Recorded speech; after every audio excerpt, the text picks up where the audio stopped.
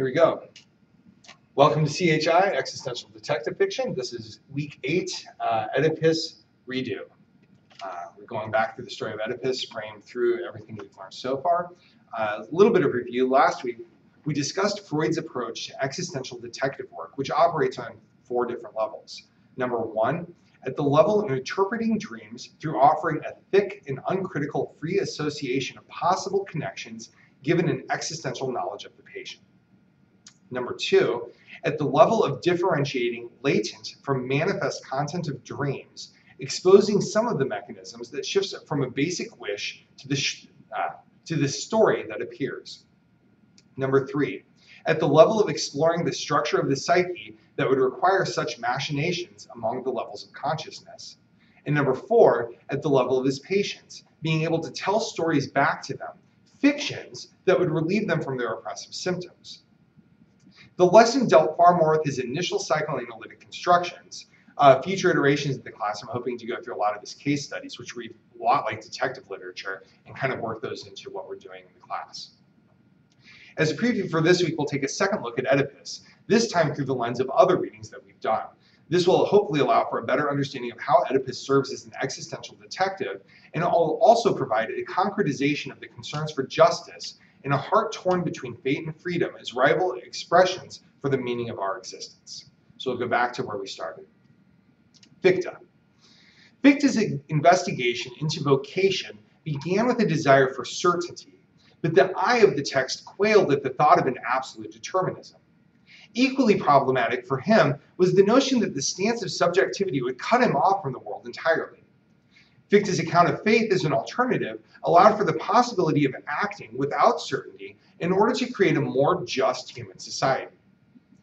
The only hint of volitional agency throughout the story of Oedipus comes in suicide. Even Oedipus's act of self-mutilation was predicted by the blind Tiresias earlier in the play, right? So the implication is that one's life is wholly determined, and the only true act of freedom can arise when one, like Jocasta, chooses to end it. This sort of self-termination arises from the will and seems at odds with natural determinism, even though the supernatural determinism that guides the plot of Oedipus persists.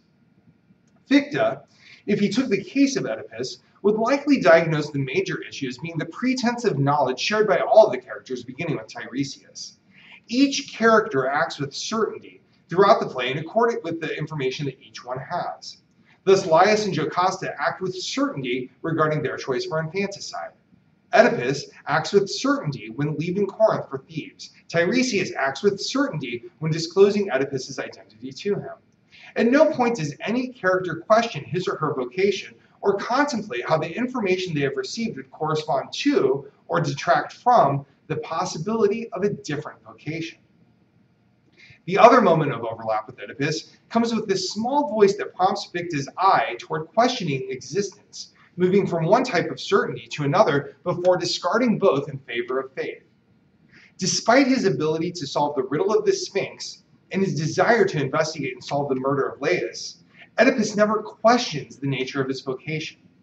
Rather than listening to an anguish that would lead him to faith, good or bad, Oedipus instead allows anger to fuel him into acting in the world. So a habit of questioning, rather than a habit of anger, would seem to have served Oedipus well. Rather than searching for answers from the outside world, answers that involve accusing Creon and Tiresias of political intrigue and their angling for the throne, Oedipus might have been able to better clarify the nature of his vocation. Learning to pause and hearken to that small voice, especially with the kind of faith that Fichte outlines, would have prevented his rash actions which were taken to kill Laius, as he would have understood that such beings were worthy of his highest respect, not because Laius was a king, but because he was human. Earlier, questioning determinism would have allowed him to stay with his adopted family, taking care to perhaps to avoid living with his parents lest a wicked mishap occur, right? You don't want to stay there if there might be a problem, but you don't have to leave town entirely. Although such a step would not have been certain to work, it's clear that his chosen path, taken with the illusion of freedom, resulted in equally uncertain results. Choosing faith would have allowed Laius and Jocasta to raise their child with boundaries in ways that would have altered the story. It's because they opt for certainty, after all, that Oedipus remains ignorant of who he is. Does that make sense? Okay. Chandler. At first blush, Chandler's depiction of gritty crime world seems far from the Greek palace that Oedipus inhabits. Nonetheless, Sophocles incorporates a fair amount of gritty realism throughout his play. First, as I mentioned during the first week of class, the priest begins the play by discussing the horrors and blights assailing the city, including the disease and death that lays waste to the population. I mean, how many of you have seen The Walking Dead? I mean, you could just see that, like, just all the, like, just dripping and hemorrhaging blood. I mean, they're not undead in the play, but clearly there's a lot of bad things going on in the town, and that's what draws Oedipus's heart to listen. Second, Oedipus as a detective does serve as an existential paragon. He's not wholly virtuous, especially given his temper, but he does have a concern for justice and desires to work for what is best in society. He works diligently to find the culprit, as he promises at the beginning of the play, quote, "May I prove a villain if I shall not do all that God commands." Totally ironic, very, very true. He also seems attuned to the suffering of human hearts, though, including, at the end, his wife mother's and his own. Right? He feels deeply how the heart aches, the way that a good existential detective should. In terms of the plot, Oedipus has a lot in common with the noir detective. He's a stranger within the society who has access to the top rungs of the governing administration, right? Like Villanueva, or Villaguerra, sorry. This, however, doesn't stop him from talking to the peasants and the shepherds who inhabit Thebes, right? He mixes high, he mixes low. He can go through all the levels of society. His ability to know the commoners, and he himself has to confront the fact that he might indeed have common blood before he realizes who his parents are. He can talk to the commoners, the palace staff, and royalty, and that's really unique in the world of the play. Nobody else really does that. That's Oedipus's job to do as the existential detective. Oedipus also does work toward a form of justice that fulfills an emotional climax rather than a factual one. Again, in spite of some of the facts pointing against Oedipus's complex situation, he takes the guilt for what he has done upon himself. Or not even done, but what's occurred, he owns that guilt. Blinding and exiling himself from the world, he also ensures that Creon will take care of the other demands of justice, the proper burial of Jocasta and the governance of the city, right? He doesn't leave these loose threads. He makes sure that things are going to be okay for the world that he lives in before he leaves it. This ensures that the world of the play continue without further violations. Finally, in terms of the theme, while there's not a femme fatale, Sophocles nonetheless incorporates a decent amount of sex and violence into the heart of the play, right? All right, Sartre. Number one, nothingness. The murderer of Laius is a nothingness at the beginning of the play, the way Sartre describes nothingness in terms of Pierre's book. In re-asking the question of the murder, Oedipus is forced to trace a path through other forms of nothingness. The band of robbers, for example, that apparently, maybe not, did not actually exist. And later, he has to trace it through the absence of parents that he believed that he had. Right? So whatever path that Oedipus chooses, by questioning the murder, it invokes or creates a space of nothingness in the world around him. And that nothingness is exposed by cloaking over that which was supposed to be present. And that's how his questions work. Does that make sense? Okay. Number two, anguish. Anguish arises when one comes to distrust oneself and how one might react to a situation. There's a lot of room for anguish within the story. Oedipus has anguish concerning his temper, for which he's chided many times, and this causes him to mistrust how he would react to situations that he confronts. Jocasta, too, is anguished. The incest, not to mention her attempted infanticide, both seem rather daunting. They're rather damning. Both Oedipus and Jocasta distrust themselves, and they distrust that they will do what is best when a crisis occurs. Anguish arises, in many ways, in spite of the presence of prophecies. This indicates that the object of anguish wasn't the incest, the attempted infanticide, or the patricide. These could be dismissed as foreordained.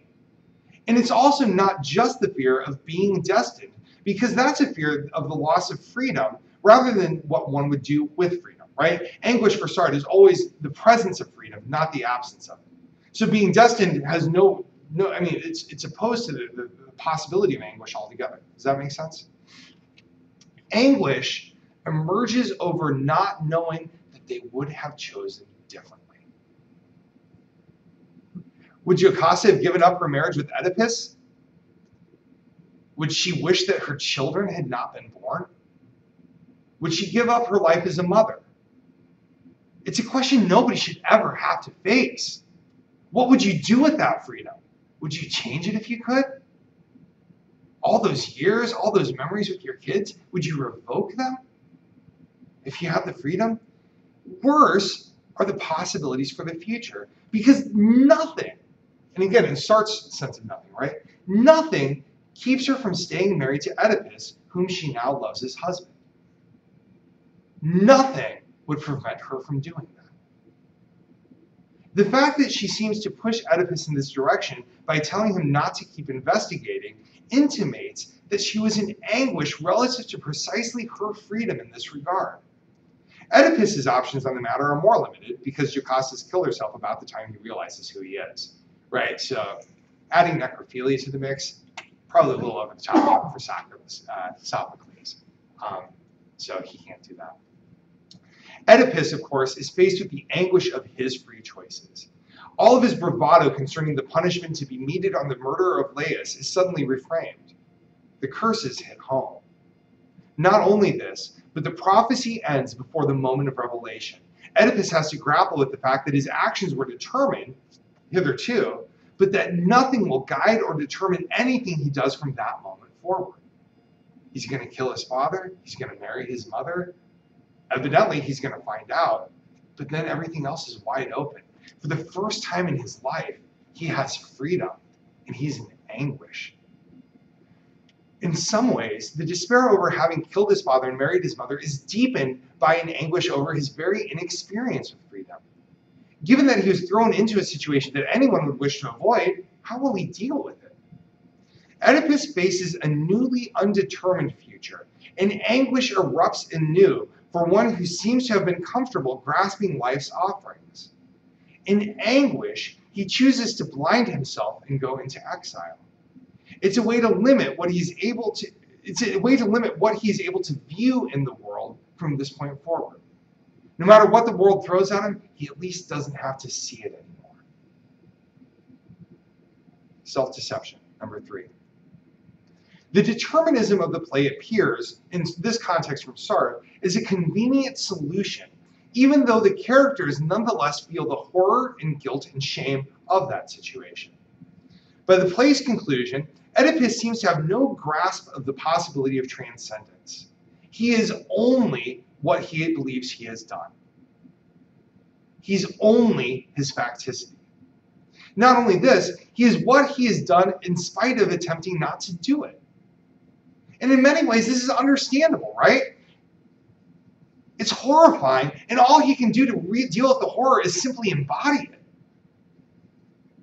At the same time, the decision to use the prophecy as a lens through which to understand his life absolutely negates all of Oedipus's agency in the situation, leading, as mentioned, to overlooking his anger management problems.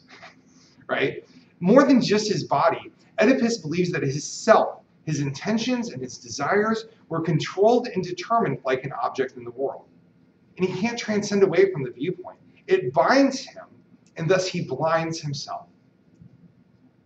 Jocasta also seems to have engaged in self-deception regarding the nature of Oedipus. Given the prophecy, given the wounded foot, given his sudden ascent into her bed, it seems that self-deception would enable her to conveniently not think to ask Oedipus about his background or his life. Right? Somehow I'm only here because I'm running away from this prophecy that I'm going to kill my dad and marry my mom. Like, that never comes up during their married life. She never asks, well, tell me about your wounded foot, Oedipus. What's going on with that? Nothing. Had she asked, had he told her about the prophecy, she likely would have been able to stop the marital proceedings.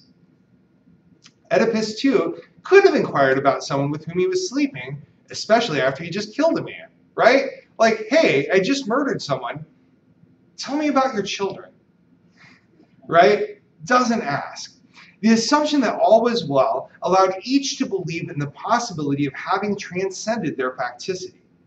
Problematically, the revelation of Oedipus's identity caused both Jocasta and Oedipus to swing in the opposite direction and embrace determinism. This granted a brief reprieve from responsibility for what they had done, but the horror of the facts, and at least for Oedipus, the outstanding need for justice, compelled action nonetheless. Freud.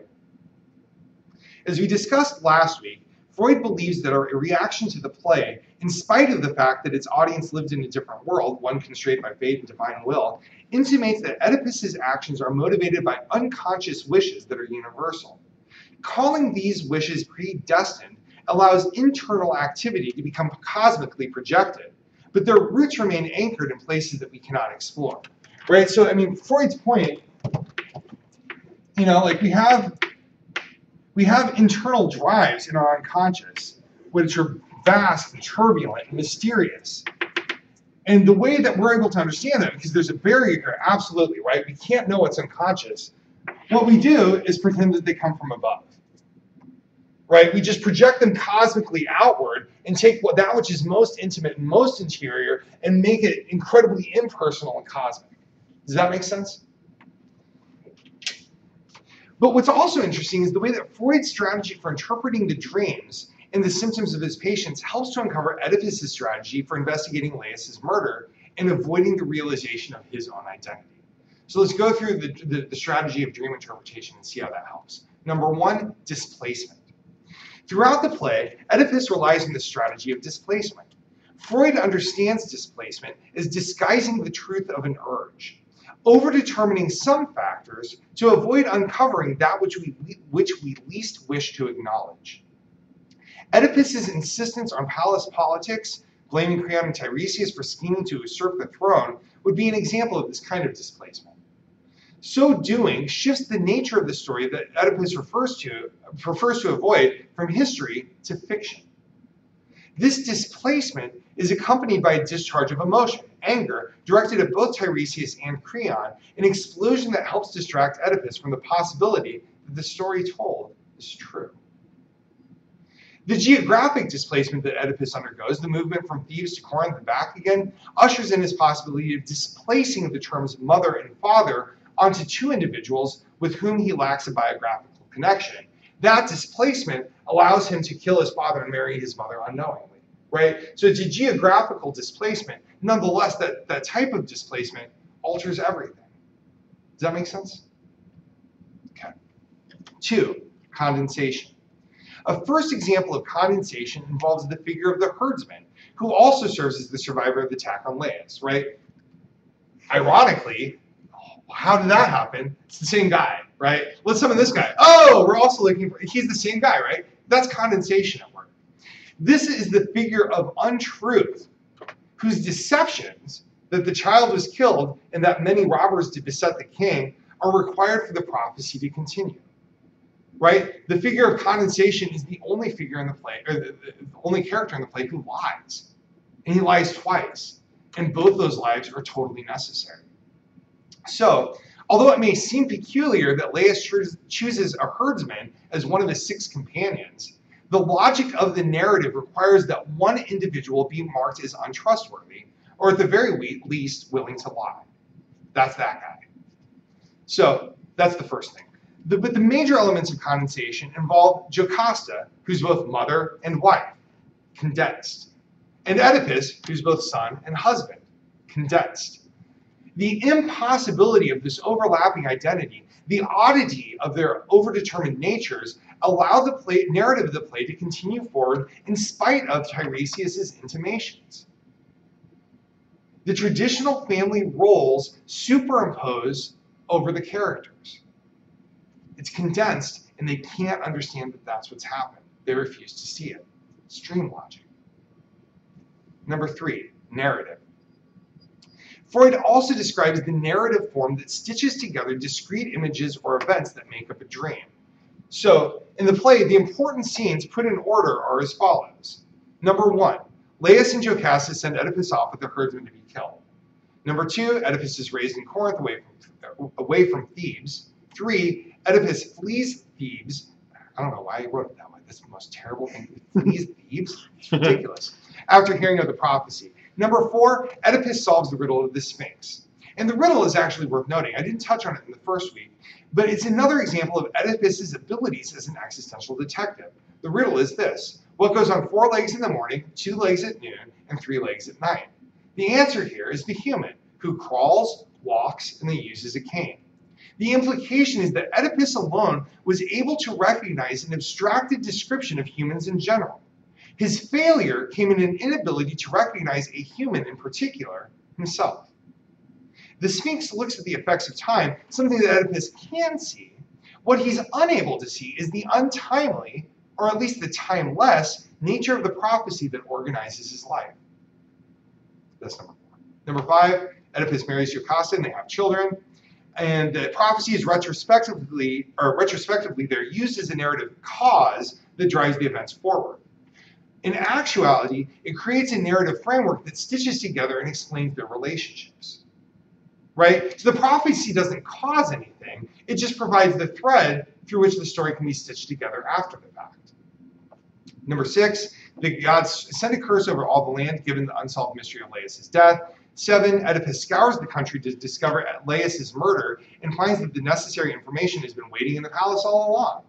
8, Oedipus discovers the nature of his identity. 9, Jocasta kills herself and Oedipus blinds himself.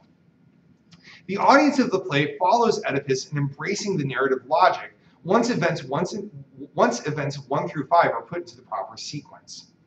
Even if they know the story, they also sense the latent elements that Sophocles seeds into the script. Watching the performance gives the audience practice at stitching together a determined narrative, a closed story, which also helps them invest in a deterministic worldview. Right? Because everything comes together and makes sense in a determinist way, the audience themselves participates in that vision of what the reality of their lives are like. There's no freedom. It's all determined. Let us serve the king. Justice. The play, which concludes with Oedipus satisfying the god's need for a just conclusion to Laius' murder, raises more questions of justice than what it answers. What can justice mean in a world where the stakes are raised against us? What kind of social order is possible when the innocent suffer so that those guilty of unintentional crimes can be discovered? I mean, that's a maddening thought. Sophocles provides the start of an answer. We can become responsible for our actions, whether or not we intended them. Like Oedipus, we can do what we can to root out evil, especially when that evil causes the innocent to suffer, and thereby attempt to establish a superior framework for reality. We can admit our guilt to ourselves. We can accuse ourselves. We can punish ourselves. But is this justice? Chandler's story outlined a sense in which justice might occur in spite of law. It's something functional, something that can coexist with fiction, and not something that's absolute. In Spanish Blood, De La Guerra, that's his name, didn't spotlight the corruption of the city. He satisfied himself with having disposed of its most recent nasty manifestation. It was a work of limited local justice, something that was satisfied with the little part that was illuminated by the case. Right? There's no utopia at the end of the story. Just this little thing is going to be a little bit better for a little while. That's it. That's as much justice as can be done. Oedipus's action, understandable in the context, was perhaps more fueled by anger or anguish than a desire for justice. Oedipus limited his quest to justice to self-accusation, knowing, perhaps, that it would at least satisfy the god's demand. But the fact that Sophocles engineers a plot that provides catharsis and satisfies us at a narrative level, but leaves us feeling displeased and horrified at the moral level, seems telling. It requires that we search within ourselves to figure out what justice might mean in that case, what real justice would mean. Or, in our own individual cases, should we have the courage to take them on and become existential detectives ourselves? Overall implications. During this course, my hope was to outline the following 3 things. Number 1, faith. This topic has been expanded to include many forms of determinism, a logic that many people embrace as a way of finding meaning in their lives. This supplements what is beautiful in life, but For example, allowing lovers to believe that the relationship was meant to be. And it also helps it also enables us to avoid responsibility for making decisions in life. Things happen to us, we don't do things. Unfortunately, the notion of fate carries on a darker edge. The sense that we're not in control of our own destinies, that our preferences and opinions carry no weight in ourselves, and perhaps most chillingly, that we don't know who we are and we can't find that information out. The question of the self is one that fate neuters. From its perspective, nothing changes when pawns become self-aware or when they remain ignorant. From the perspective of Oedipus or Fichte or even Freud, there's something very humbling and deeply unsettling about this idea. Number 2, freedom.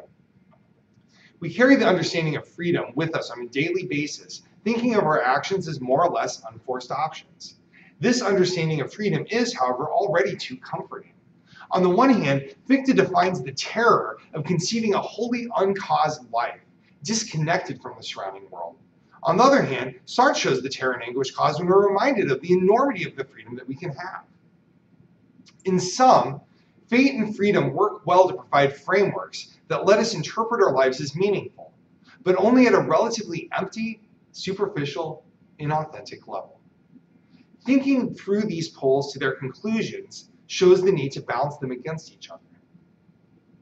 So we can arrive at number 3, heart. The unknowability of the uncaused within us, that which is responsive but uncontrolled, has emerged as a possibility throughout this class. The heart seems to escape from the boundaries of fate or freedom, and it offers some amount of direction and connectedness to us. Like the existential detective, however, it's not wholly a good thing. The heart is prone to fits of anger and of anguish. It rises up when it shouldn't. It quails when it shouldn't. But at the same time, it seems to be an internal ally capable of diffusing the monstrosity of the 2 dominant poles of meaning-making when lived alone. Bonus, justice. The point of becoming an existential detective is to know how to live a better life and know one's vocation is being capable of creating a better world. We're social creatures, not limited ones. To this end, it seems important to keep in mind the horizons of meaning sketched out by the first existential detective as it relates to justice. 1, internal justice, self-knowledge and self-awareness, living with integrity. 2, social justice, doing right by those in one's community. Number 3, divine justice, working in or against a transcendent context that places parameters of potential meaning around our daily existence. Both Oedipus and Fichte remind us of why this more divine, global, transcendent context remains important, even if today we don't necessarily believe in things in the same kind of way that Fichte did or Sophocles did. That's class. Any questions? Is that helpful? Was that interesting? Good. Good. Well, thanks for attending.